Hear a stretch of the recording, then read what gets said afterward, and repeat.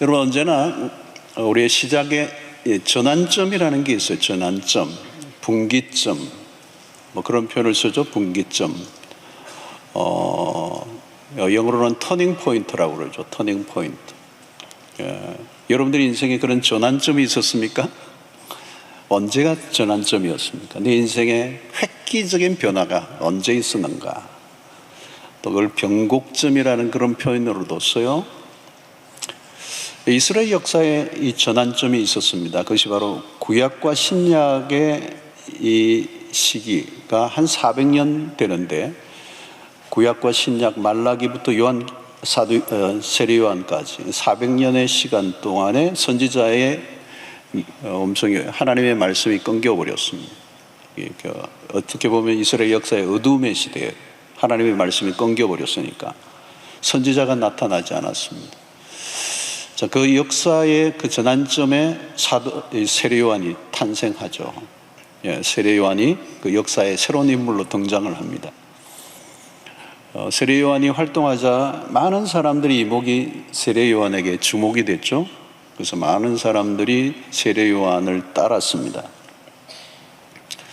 나중에 예수님이 이제 활동하시자 세례 요한을 따르던 사람들이 이제 예수님에게로 이제 따르는 일들이 일어났는데, 여러분, 사람들이 막 추종하고 따라오면 열광을 하며 따라오면요, 약간 이게 맛이 갈 수가 있습니다.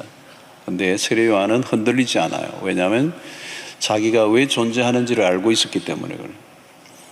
여러분, 언제나 우리에게 중요한 것은 아이덴티티입니다. 정체성. 내가 누구인가라고 하는 이 질문에 분명한 대답을 해야 돼요. 삶이 흔들리는 이유는 정체성이 흔들리는 거죠. 내 정체성이 흔들리지 않으면 삶이 흔들려도 흔들리지 않습니다. 세례 요한은 자기의 존재 이유를, 목적을 분명히 알고 있었습니다. 그게 오늘 3절에 보면 나와요. 광야에 외치는 자의 소리가 있어. 이게 세례 요한을 말하는 겁니다. 광야에 외치는 자의 소리. 소리는 형체를 갖고 있지 않습니다. 그냥 소리로 존재하죠. 보이스예요. 하늘의 소리를 대변하는 사람. 그게 세례 요한 자신이었다는 겁니다. 그런 광야에 외치는 자의 소리라고. 광야는 아무것도 없는 곳입니다. 그래서 세례 요한이 메뚜기와 석청을 먹으며 단순한 삶을 살았어요. 어떤 사람은 메뚜기와 석청을 먹었다 그러니까 자연식을 했네 이러는데, 하여튼 아주 심플 라이프. 그런데 그가 그 불편한 광야로 갔던 목적이 있는데, 하늘로부터 임하는 소리를 듣기 위해서입니다. 여러분, 광야는 도시와 좀 달라요. 도시는 인간의 소리로 가득한 곳입니다. 도시의 삶이 필요한 이유는 소음이 많기 때문에 그래요. 모두가 자기가 하고 싶은 것을 배설해내는 곳이 도시죠. 자기가 하고 싶은 얘기를 다 하고 아무도 그 사람 누가 무슨 말 하는지 귀를 기울이지 않는 곳, 그것이 도시라고 볼 수가 있어요. 도시는 늘 요란하고 무엇인가로 들떠 있습니다. 그래서 하늘의 소리를 듣기에는 부적합한 곳이 도시예요. 특히 디지털 시대, 인터넷 소음에 시달리고 있는 사람들은 귀를 기울이는 훈련이 되어 있지 않습니다. 깊은 밤 침대 위에서도 핸드폰으로 인한 소음에 시달리고 살아가고 있습니다. 세상이 시끄러운 이유는 하늘의 소리를 못듣기 때문입니다. 하늘의 소리를 들으면 잠잠해지는 거죠. 자, 광야는 하나님의 음성을 듣기 위해 최적화된 곳입니다. 하나님의 종들은 모두 광야로 가서 하나님의 음성에 귀를 기울였습니다. 이 광야는 하나님과 독대하는 자리죠. 하나님의 음성을 들으려고 하면 누구든지 광야로 가야 합니다. 세례 요한은 광야에서 하늘로부터 들려오는 소리를 들었습니다. 그리고 그 소리를 대변하는 자였어요. 그래서 하늘의 소리에 귀를 기울이는 하나님의 사람들은 청중의 청중에게 인기 있는 그런 설교자와는 상관이 없습니다. 청중이 뭘 듣고자 하는가에 대한 관심보다 하나님이 백성들에게 들려줘야 할 말씀이 무엇인가에 더 신경을 쓰는 사람입니다. 그래서 하늘로부터 음성을 들으면 그것만 전하면 되는 것입니다. 특별히 하나님은 말씀하시는 하나님, 말씀을 통하여 백성들을 만나시는데, 그 말씀이 들려질 때 새로운 역사가 시작됩니다. 언제나 하나님은 당신의 역사를 일으키기 전에 말씀을 먼저 보내십니다. 그리고 말씀이 곧 하나님이시고 하나님의 현존, 임재를 상징하는 것입니다. 자, 오늘 세례 요한을 통하여 이제 그 하늘의 음성을 들려주시기를 원했고, 또 세례 요한은 광야로 가서 하나님의 음성을 듣고 이제 백성들에게 이제 말씀을 선포합니다. 그런데 이 세례 요한의 역할이 뭐냐면 그 그리스도의 오심을 예비하는 일입니다.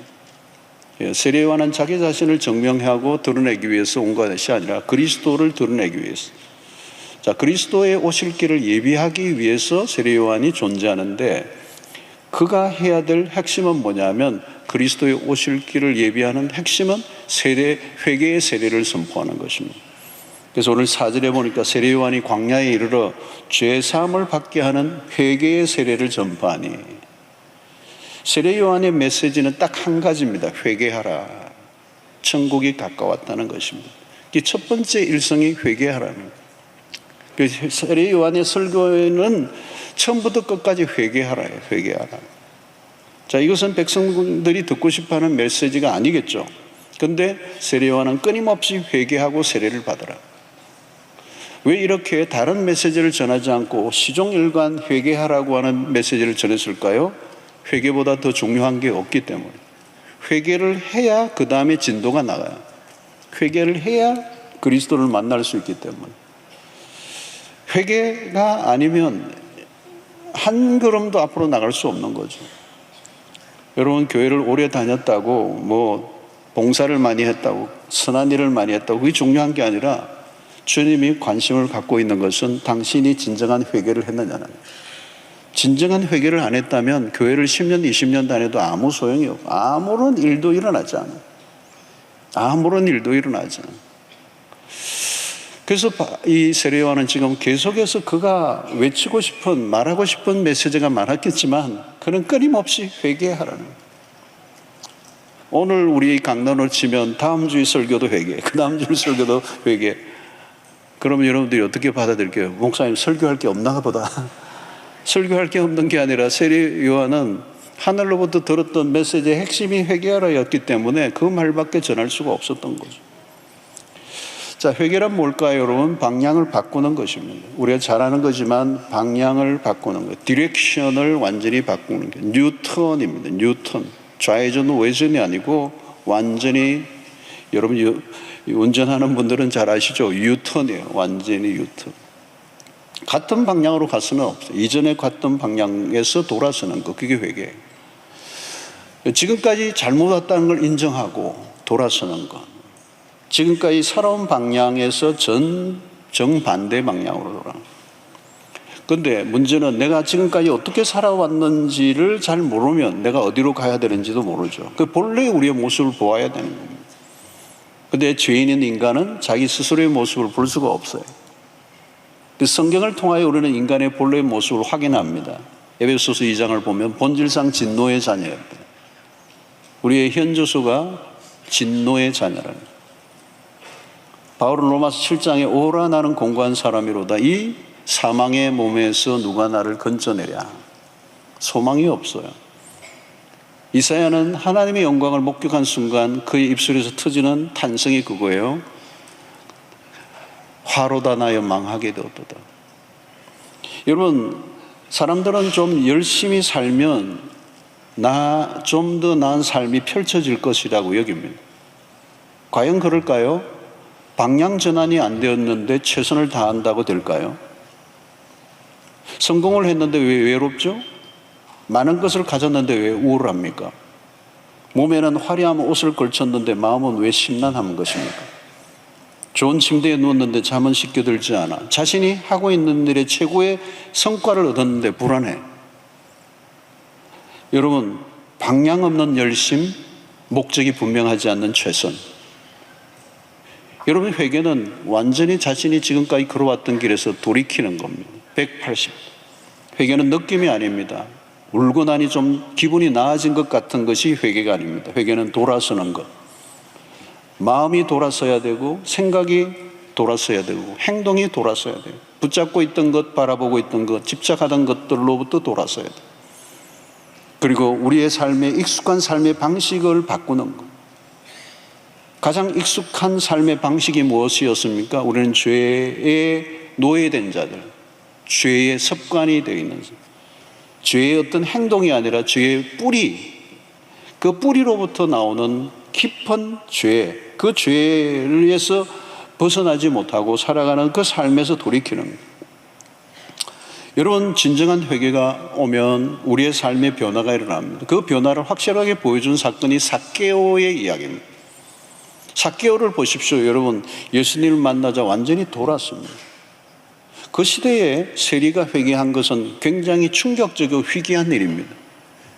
이 세리가 어떤 사람입니까? 로마 정부의 앞잡이 노릇을 하고 자기 동족에 의해서 착취를 해서 로마 정부의 일부의 그 돈을 바치고 일부는 자기가 착복하는, 그야말로 그 동족의 유대인들의 입장에서는 이거는 인간이 아닌 인간 말자라고 해야 되는 그런 사람, 그런 욕을 먹으면서도 그 일을 했던 이유는 자신의 삶에 추구하는 것이 돈이었기 때문에, 돈을 향하여 그의 삶이 정방향으로 달려갔던 그 인생. 그런데 예수 그리스도를 만나자 그런 자기의 재산을 절반을 내어놓고 가난한 자에게 토색한 것을 4배나 갚겠나이다. 물질을 포기하는 모습을 보여줍니다. 여러분, 이것은 쉬운 얘기가 아니죠. 물질을 추구하며 살았던 삭개오가 그 물질을 포기하는 모습 속에서 우리가 발견하는 것은 삭개오가 발견한 그 자신의 삶의 방향이 물질의 방향에서 그리스도의 방향으로 바뀐 것입니다.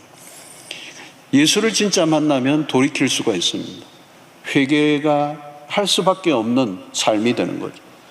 돈을 바라보는 방향에서 그리스도를 바라보는 방향 전환이, 그런 이 삭개오를 통하여 진정한 회개가 무엇인가를 우리에게 보여주고 있는 것입니다. 자, 그러면 왜 세례 요한은 회개의 세례를 외치고 있는가? 그 회개는 그리스도를 맞이할 준비에 필요한 것이, 필수적인 것이기 때문에 그래요. 그냥은 그리스도를 맞이할 수가 없어요. 여러분, 그리스도를 맞이하는 일보다 이 세상에 더 큰 일이 있을까요? 그리스도를 맞이한다, 그리스도를 만난다는 말을 우리는 교회를 다니면서 수도 없이 들었기 때문에 굉장히 평이하게 듣지만, 우리의 일생의 인간의 삶의 역사에 인간이 하나님을 만나는 사건보다 더 큰 사건이 있을까요? 그런데 이 400년의 긴 침묵기를 깨고 이제 그리스도가 오심을 선포하는데 아무나 만날 수 있는 게 아니라 그리스도를 맞이하려고 하면 준비를 해야 되는 거예요.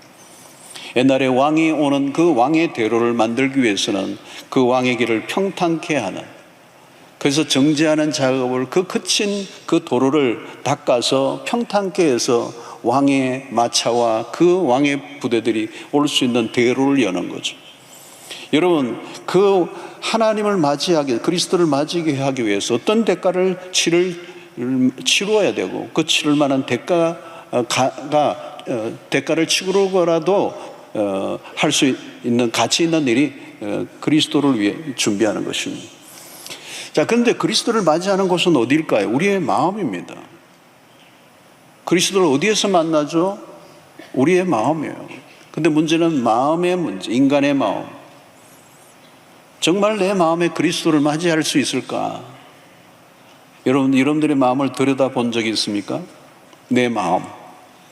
여러분, 우리가 생각하는 것보다 우리의 마음은 훨씬 더 끔찍한 상태예요. 그리스도를 맞이하기에는 너무도 문제가 많아.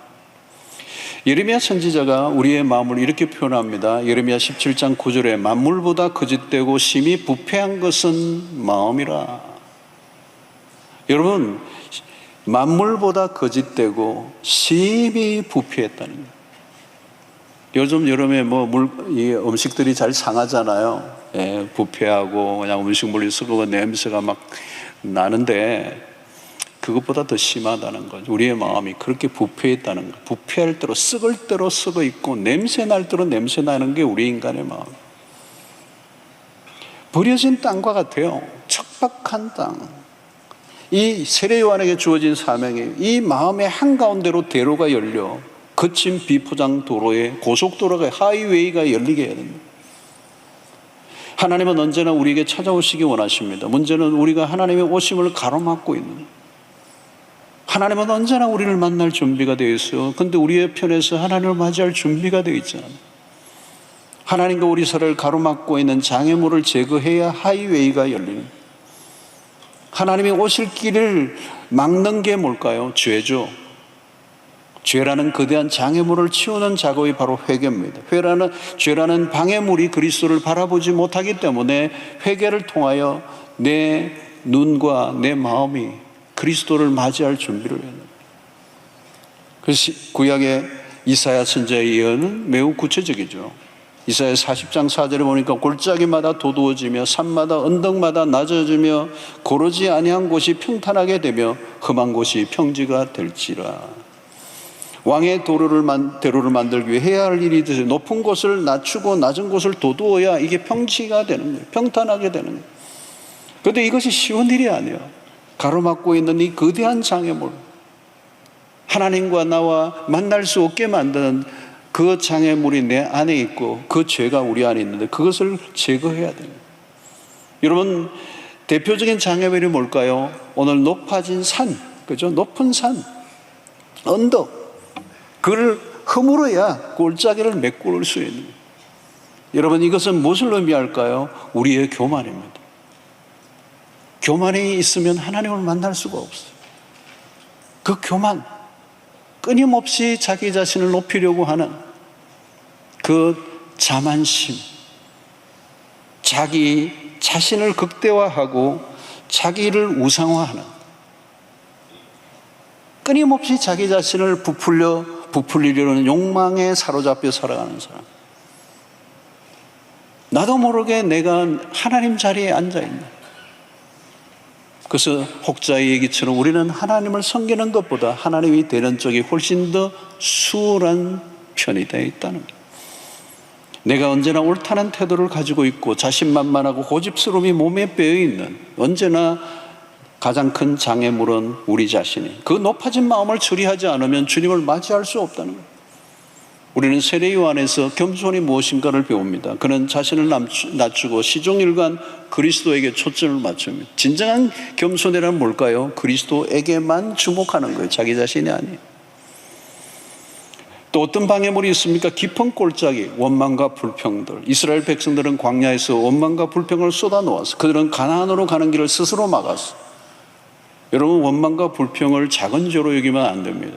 이스라엘 백성들이 광야에서 수많은 사람들이 죽게 된 요인 중에 하나가 원망과 불평이에요. 이 원망의 화살은 궁극적으로 하나님에게 향해 있어요. 어려움이 닥치면 곧바로 하나님에게 불만을 토해냅니다. 하나님이 내 마음에 들지 않는다는 거죠. 지극히 자기중심적인 태도, 내 방식을 고집하고 내 주장을 절대화하면 결국은 원망과 불평을 하게 되어 있습니다. 원망과 불평으로 가득 차 있는 그 마음은 하나님을 맞이할 수가 없는 거죠. 여러분, 우리는 때로는 우리의 계획과 내 생각대로 돌아가지 않을 때라도 감사할 수 있어야 합니다. 자기 자신에게 향해 있는 사람들은 그런 의미에서 회개가 안 되는 거죠. 회개란 세상을 향해 있던 마음이 그리스도에게로 돌이키는 것입니다. 그래서 방해물을 말끔히 치우면 영광의 왕을 맞이할 수 있게 되는 것입니다. 사랑하는 성도 여러분, 오늘날 우리는 이 아름다운 이 자연 경관을 이 도시에서는 놓칠 때가 많아요. 높은 건물들이 있으니까 일출을 보기도 힘들어요. 공해로 자욱한 하늘에서는 하늘의 별들이 보이지 않습니다. 그래서 높은 빌딩들, 미세먼지들, 그리고 정신없이 살아가는 불안정한 일상들, 그리고 탐욕에 쩔여 피곤한 삶을 살아가는 사람들에게는 아름다운 순간이 눈앞에 펼쳐도 보지 못합니다. 여러분, 보아야 할 것을 보지 못하는 것은 불행한 일입니다. 아름다운 광경을 볼 때 우리는 감탄사가 터집니다. 이런 세상에 이 자연에 널려있는 아름다움이 얼마나 많습니다. 그런데 우리는 이 도시의 삶에 우리는 정신없이 살아가며 탐욕의 눈에 찌들려 하나님이 보여주시는 아름다운 광경을 놓칠 때가 많이 있어요. 저는 광안대교에서 불꽃 축제를 할 때마다 왜 저런 걸 하나 보러 가신 분이 계세요. 중간쯤만 되면 어떻게 집으로 돌아가나. 아니, 그런 불꽃 축제보다는 그 불을 다 끄고 하늘의 별을 보는 시간을 가진다면 얼마나 좋을까요? 근데 우리 한국은 이 하늘의 별들도 잘 보이지가 않아요. 호주의 이 블루 마운틴이라는 곳을 가면 그 산속으로 들어가면 밤에 별들이 10개도 넘어요. 100개도 넘어요. 1000개도 넘어요. 10,000개도 넘어요. 그냥 셀 수 없는 별들이, 반짝이고 크고 작은 별들이 그냥 땅으로 쏟아질 것 같은 그 어마어마한 은하계 갤럭시의 모습을 봅니다. 그때 무슨 생각이 드냐면 그냥 찬송이 터져버려요. 그 경이로움, 그 장엄함, 그 아름다움, 그 하나님이 만들어 놓으신 자연세계를 보면서, 여기는 화약으로 터뜨려서 그냥 폭죽을 터뜨리고, 그런 것보다 반딧불을 보는 아이들이 반딧불을 보게 하는 게 훨씬 더 아름답지 않을까요? 자연의 아름다움. 마태복음 6장에 솔로몬의 영광이 이 꽃 하나만도 못하다. 솔로몬이 얼마나 엄청난 영광을 누렸던 사람인데도 불구하고 하나님이 만들어 놓으신 이 꽃 하나만도 못하다고 그랬어요. 그 꽃 하나에도 하나님의 영광이 수려 있고, 이 무수한 우주의 만물의 아름다움이 가득, 하나님이 만들어 놓으신 아름다움들이 많아요. 그런데 이 세상의 모든 장엄함과 아름다움을 다 모아놔도 비교할 수 없는 영광이 하나 있어요. 하나님의 영광이. 우리의 찬양은 이 영광과 연관이 깊은 거예요. 그 찬양은 언제 터지느냐? 그 영광을 목격한 사람들, 그 하나님의 압도하는 영광에 눈이 열려서 내가 도무지 감출 수 없이 터져나오는 찬송. 이사야 40장 5절에 여호와의 영광이 나타나고 모든 육체가 그것을 함께 보리라. 이 말씀이 실현된 게 언제냐? 세례 요한의 선포를 통하여 나타나고, 이 예언이 마침내 요한복음 1장 14절에 사도 요한이 이렇게 표현한 거예요. 말씀이 육신이 되어 우리 가운데 거하심에 우리가 그의 영광을 보니 아버지의 독생자의 영광이요 은혜와 진리가 충만하더라. 이사야 선지자가 말했던 여호와의 영광이 나타나고 모든 육체가 그것을 보리라고 했던 이 말씀이 700여 년 세월이 지난 후에 사도 요한이 그걸 본 거예요. 말씀이 육신이 되어 우리 가운데 거하시며 우리가 그의 영광을 본다는. 여러분, 이 영광이라는 단어는 이해하기 어렵습니다. 영광이라는 단어는 카보드라고 하는 의건을 갖고, 이 의건은 무겁다, 중요하다, 비중 있게 만들다라고는 뜻이 있어요. 그러니까 이 하나님의 영광을 설명하기는 사실 어려운 다차원의 영역입니다. 아무나 볼 수 없는 영역. 돈이 전부라고 믿고 경험하며 살아왔던 사람에게 당신에게 가장 비중 있는 게 뭐냐? 당신의 삶에 가장 비중 있는 게 뭐냐? 물으면 당연히 돈이라고 하겠죠. 돈으로도 누릴 수 있는 영광이 있긴 합니다. 그러나 이 세상의 영광은 들의 꽃과 같은 것. 그래서 40장 6절, 이사야 40장 6절로 8절에 이사야는 이렇게 얘기해요. 말하는 자의 소리여 이르되 외치라. 대답하되 내가 무엇이라 외치리까 하니 이르되 모든 육체는 풀이요 그의 모든 아름다움은 들의 꽃과 같으니 풀은 마르고 꽃이 시듬은 여호와의 기운이 그 위에 불미라. 이 백성은 실로 풀이로다. 풀은 마르고 꽃은 시드나 우리 하나님의 말씀은 영원히 서리라. 여러분, 인생에 찬란한 것들이 있어요, 여러분. 혹시 착시가 일어나서 찬란하게 보이는 게 있지만 이 세상에는 찬란한 것은 없어요. 찬란함보다 요란함, 현란함, 호화로움, 이런 것들은 있겠지. 그러나 한순간에 다 사라지고 반짝하고 끝나는 겁니다. 뜨거운 열풍이 불면 한나절에도 꽃의 영광은 훅 하고 사라져버려요. 하나님을 만나는 것보다 더 장엄한 것이 있을까? 그리스도가 우리에게 찾아오실 때 이전에 보지 못한 영광에 사로잡히게 되는 거예요. 하나님의 영광을 목격하는 것보다 더 강력한 경험은 없습니다. 그 영광을 보고 나면 다른 것은 초라해져.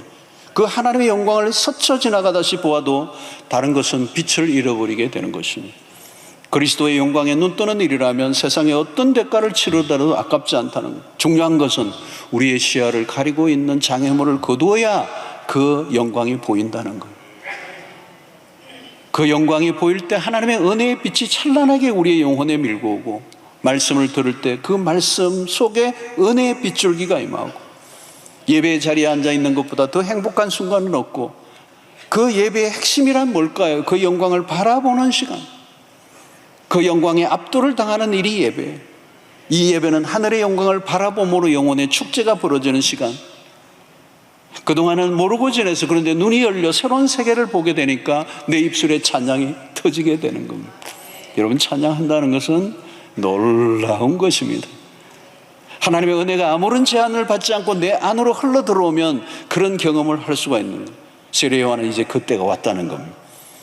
그런데 문제는 우리의 영혼의 상태, 준비된 마음, 길을 평탄하게 해야 돼요. 어떤 사람의 영혼은 영혼이 시들대로 쓸어 말씀이 아무리 들려줘도 말씀에 반응하지 않아. 오히려 마음이 다쳐버리고 오히려 상처를 받고 시험에 들고 강파 깨지고 돌덩이에 치림되고. 여러분, 우리를 가로막고 있는 거대한 산과 깊은 골짜기를 평탄케 해야 돼요. 그래서 하나님의 말씀이 내 안에 흘러 들어오도록 마음의 대로가 열려져야 돼요. 대로가 열리면 그 순간부터 말씀의 은혜가 폭포 쏟아지고 마른 사막과 같은 내 영혼의 생수의 강이 넘쳐 흐르게 될 줄로 믿습니다. 오늘 또 여러분, 하나님은 우리에게 가까이 다가오시기 원하십니다. 문제는 우리의 편에서 준비가 안 되어 있는 거예요. 도로가 막혀 있으면 아무리 멋진 차라도 지나갈 수가 없어. 예수님이 오셨을 그때 유대 백성들의 마음은 황폐할 대로 황폐해져 있어. 주님을 맞이할 준비가 전혀 안 돼. 그 시간이 400년이 흘렀어. 이제 때가 되었어요. 아무도 막을 수 없는 왕의 대로가 열리는 거죠. 사랑하는 성도 여러분, 새로운 인생의 역사는 언제 시작됩니까? 그리스도가 우리의 삶에 찾아오시는 그 순간부터. 그리스도가 오시지 않으면 인간이 아무리 애를 써도 의미가 없어요. 그리스도가 오셔야 돼요. 온갖 것을 다 바꿔도 그리스도가 오시지 않으면 변한 게 없어요. 그리스도가 오셔야 우리의 존재가 바뀌는 거예요. 오늘날 모든 사람들이 힘들어하고, 그죠? 상처 입은 영혼들이 너무도 많고, 세상이 병들어 있고, 지쳐 있고, 상해 있고, 얼마나 비정상적으로 살아가는 사람들이 많습니다. 오늘날 같이 이렇게 풍요로운 시대 속에서도 여전히 결핍에 빠져서 허우적거리는 사람들이, 채워지지 않는 뭔가 그 갈증을 가지고 몸부림을 치는 사람들이 너무 많았어요. 여러분, 한국은 경제 대국이 되었어요. 여러분, 지금 대한민국은 대단한 나라예요. 경제적으로는 대단한 나라예요. GDP가 일본을 앞질렀다는 게 믿어지세요, 여러분? 이게 믿어지지 않는, 경제적으로는 어마어마한 풍요를 경험함에도 불구하고 여전히 사람들 안에는 결핍을 느끼고 있고 뭔가 부족을 느끼고 있고 안 채워지는 것으로 해서 몸부림을 치고 더 많은 사랑과 더 많은 위로를 구하는데 찾을 길이 없는 거예요. 그러니까 방송에 그런 위로하는 그런 상담하는 프로그램도 있는데 사람들이 막 몰려가는 거. 우리 교회도 상담 프로그램, 상담실이 있는데 막 몰려오는 거예요, 몰려. 여러분, 우리가 뭐가 부족한 거예요? 뭐가 부족한 거예요? 여러분, 오늘 어떤 것으로도 우리의 삶을 채울 수가 없어요. 우리의 삶을 바꾸어 놓을 수도 없어요. 우리의 결핍을 채울 수 있는 길은 딱 한 번밖에 없어요. 우리 안에 절대 필요이신 그리스도, 그분으로 인하여만이 우리의 삶의 변화가 일어날 수 있는, 그분만이 우리의 빈 공간에 사랑을 채울 수가 있고 그분만이 우리에게 진정한 위로가 될 수가 있는 거예요. 고린도후서 5장 7절에 그런 적 누구든지 그리스도 안에 있으면 새로운 피조물이라. 이전 것은 지나갔으니 보라 새 것이 되었도다 그랬어요. 여러분, 새로운 삶에 시작하려면 이전 것을 버려야 돼요. 새 집으로 이사를 할 때 이전에 쓰던 물건을 다 버려요. 왜? 새 집에 어울리지 않으니까. 세례 요한에게 주어진 역할이 바로 그거예요. 그리스도를 맞이하면 버릴 걸 버려라. 이전의 삶의 방식을 버려라. 가치관을 버려라. 생각의 틀을 버려라. 그 기존의 유대 종교로는 더 이상 백성들을 이끌어낼 수 없다. 유대 종교도 그 당시에 낡을 대로 낡아 있고 그 종교에 찌들려 있던 종교 지도자들은 물론이고 그 지도자 아래 물들어 있던 백성들도 결단이 필요한 때가 됐다는 거예요. 형식에 젖은 무료한 종교 생활로 지루해질 대로 지루하고 하나님이 계시지 않는 성전에서 공허한 예배를, 제사를 반복하고 있는 그들에게 너희들이 가지고 있는 그 종교 체제가 습관과 방식으로는 예수님을 맞이할 수 없다. 회개하라. 하나님의 나라가 가까웠다. 하나님의 나라는 바로 눈앞에 와 있다. 세례 요한은 이제 대전환을 요구하고 있는 거죠. 새로운 왕의 통치를 받을 준비를 하라는 거예요.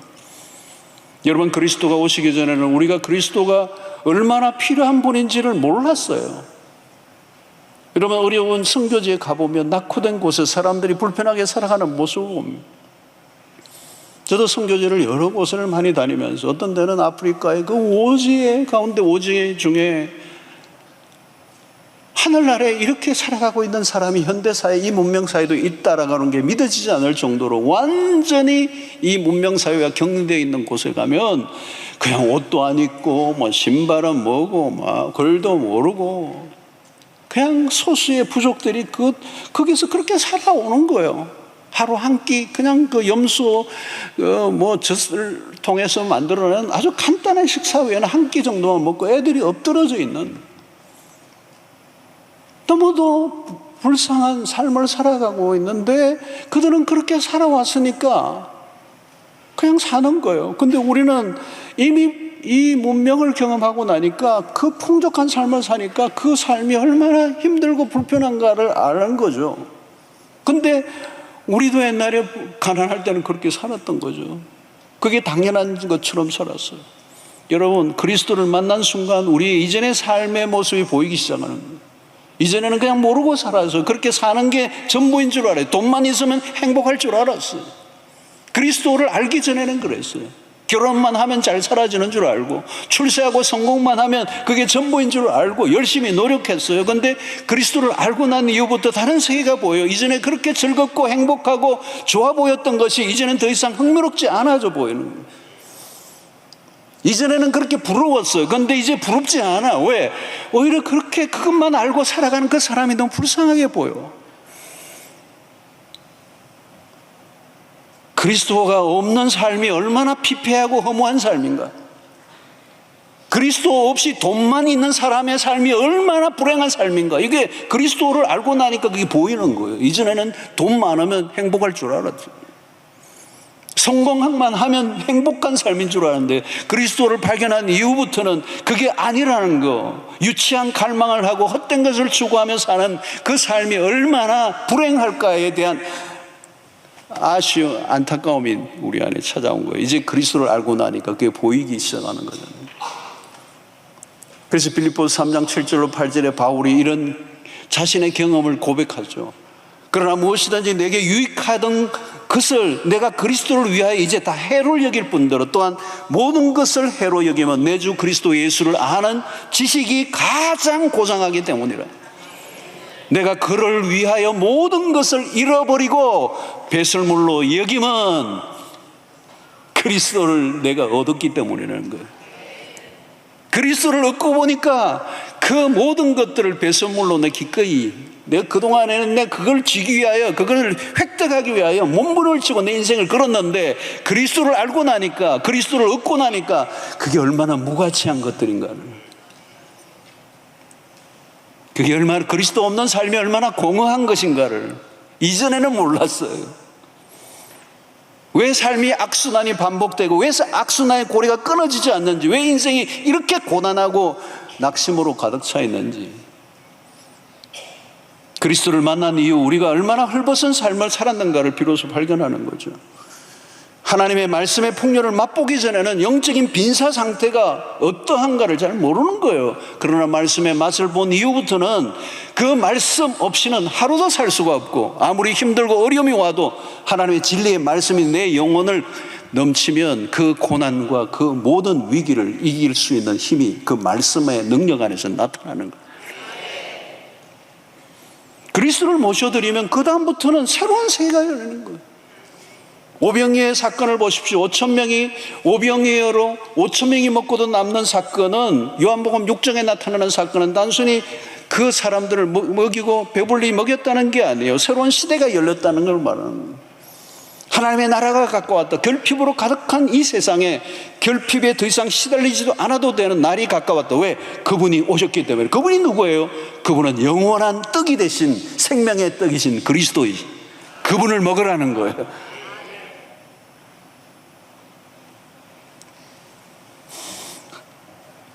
우리는 세례 요한의 메시지가 우리의 귀에 선명하게 들려줘야 합니다. 하늘로부터 임하는 소리에 대하여 회개하라. 하나님의 나라가 가까이 왔다. 하나님의 나라는 이미 already 시작되었고 우리 앞에 있어요. 그 나라는 아름답고 영광으로 가득합니다. 우리가 기대한 걸 넘었어요. 그러므로 신앙은 옛 삶의 무료한 연장이 아닙니다. 무료함이 아니에요. 축제예요. 우리는 이제 우리가 무엇을 쟁취함으로 누릴 수 있는 게 아니에요. 이미 하나님이 이루어 놓으신 것을 누리는 삶. 이제 움켜쥐고 붙들고 있던 것들을 내려놓고 온전히 예수 그리스도를 우리의 삶에 모셔드리면 그분으로 인하여 우리의 삶에 축제가 벌어지고 우리의 삶의 모든 영역 속에 우리는 그분을 예배하고 그분의 통치를 받는 참된 왕이 오셔야 합니다. 그분의 통치 안으로 들어가야 합니다. 왕 중에 왕이신 하나님의 통치 아래 살면 그것으로 충분하고 그곳에 천국이 이루어집니다. 가나의 잔치집에 가나의 혼인 잔치집을 보십시오. 그 잔치집이 된 것은 그리스도를 모셨기 때문입니다. 왜 잔치집에서 여러분 예수님의 첫 번째 이적이 시작된다는 의미가 있는 거예요. 포도주가 떨어진 것은 그 당시의 유대 종교의 상황을 말하는 거예요. 더 이상 기쁨도 없고 무료한 그냥 제사만 반복적으로 드리는 그 율법적 행위로 만족하고 있는 그 시대 유대 종교를 따르는 수많은 사람들에게 메시지 주는 거예요. 이미 포도주가 떨어져 버려서 기쁨이 없어.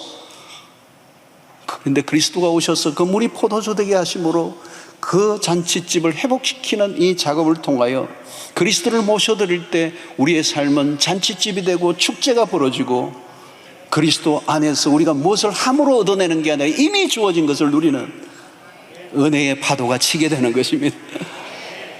그리스도가 오심으로 새 시대가 열렸고 어둡고 찝찝한 역사를 종결시켜버리는 그 일을 위하여 세례 요한은 보냄을 받았고 백성들에게 회개하라, 유턴을 하라, 삶을 바꾸라, 광야같이 척박한 마음에 고속도로가 열리게 하라. 그리스도를 만나는 사건보다 더 큰 사건은 없다.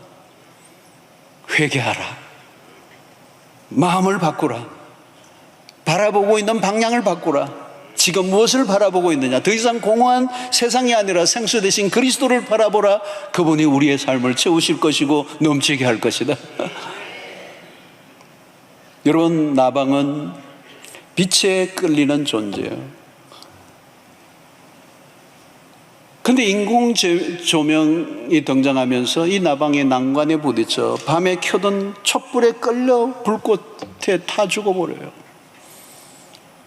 고속도로에 가면 그 벌레들, 나방들 죽이려고 막 잔인하게 그냥 뭐 이렇게 형광등 이렇게 해서 뭐 같은 걸 이렇게 설치해 놨대요. 가까이 가 치치치 하고 죽어. 빛에 끌리는 태생적 본능 때문에 나방은 잘못된 빛을 구별하지 못하고 파국을 맞습니다.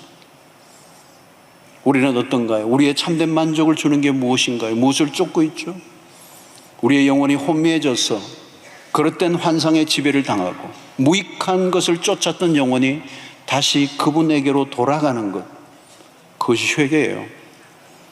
돌이키는 순간 주님은 우리의 삶에 깊이 찾아오시고 우리의 인생의 전환점을 맞게 하십니다.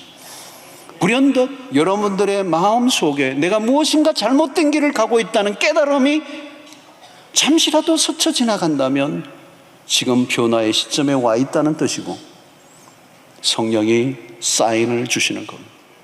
나 이대로 살 수 없어. 나 이렇게 살면 안 돼. 이건 아니야. 주님은 우리에게 찾아오십니다. 다시 시작할 수 있다고. 돌아서라고. 단호히 전환점을 맞이하라고. 그렇지 않으면 그저 밋밋하고 질 낮은 생존만 이어질 뿐이라고. 주님을 향해 방향을 전환해 보십시오. 주님은 오래전부터 우리를 기다리고 계십니다. 이미 시작된 하나님의 나라를 누리고 그 풍요가 무엇인가를 세상 속에 드러낼 때 세상은 하나님의 영광을 볼 것이요 우리의 삶을 통하여 하나님의 나라를 펼쳐가고 우리가 그 영광을 목격하고 그 하나님의 나라를 누리며 하나님을 세상 속의 영광을 드러내는 자들로 우리를 살게 하시는 줄로 믿습니다. 오늘 주님이 우리에게 말씀하십니다. 이 여름, 무더운 여름, 이제 곧 가을이 찾아오는 우리의 1년 중에 중반을 지나는 이 시점에 어느덧 12월이 갑자기 우리에게 다가올 수도 있는 이 시점에 하나님은 우리를 하여금 새로운 전환점을 맞이하기를 원하시고 새로운 시작을 하라고 말씀하십니다. 주님은 여기 와 계십니다. 그리고 지금은 은혜의 시대입니다. 하나님의 나라는 이미 충분히 무르익었습니다. 이제 우리의 마음에 고속도로가 열려져서 그 주님을 왕을 모셔드리고 그분과 함께 하나님의 나라를 이 세상 속에 펼쳐가는 일에 쓰임받는 여러분들 모두가 되시기를 주의 이름으로 축원합니다. 하나님, 오늘 또 우리에게 주신 말씀을 통하여 우리가 가고 있는 방향을 다시 한번 확인하고 어디에서 잘못되었는지 또 어디로 돌이켜야 하는지 온전하게 방향을 확인하고 돌이키는 시간 되게 하여 주시옵소서.